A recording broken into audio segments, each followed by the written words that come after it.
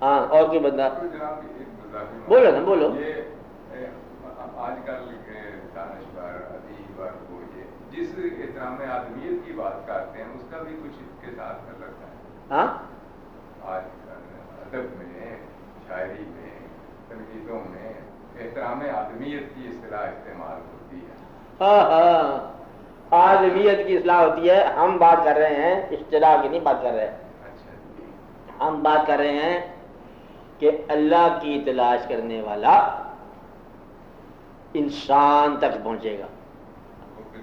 آپ بات کون سا ہو گیا؟ دو کنڈیشنیں پیدا ہوگی. ایک متلاشی ہو.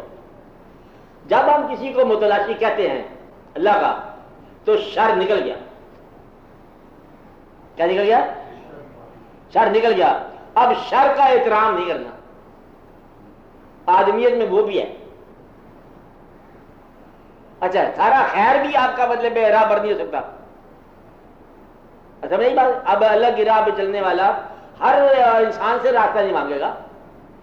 ایک انسان جس کا وہ حکم مانے اولی الامر، بات سمجھ، وہ انسان اس کے لیے راستہ دینے والا ہے.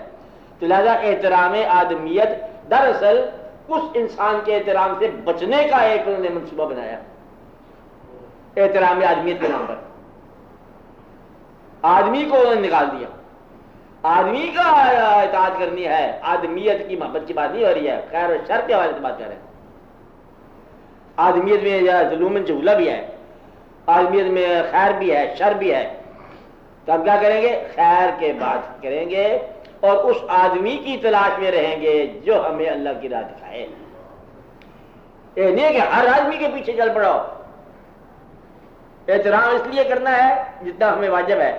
وہ یہ کرنا ہے کسی کو برا نہ کہو کہ آرٹسٹ کی تعریف یہ ہے کہ اس کے آرٹ کو سراہا جائے. سبحان اللہ. فرعون بھی بنایا تو کیا بنایا، دو بھی بنائی تو کیا خوبصورت بنائی آپ نے. یہ آپ کے کھیل ہی نرالے ہیں. سبحان اللہ سبحان اللہ. کیسی تخلیق فرمائی ہے محبت کے ساتھ. نفرت نہیں ہے.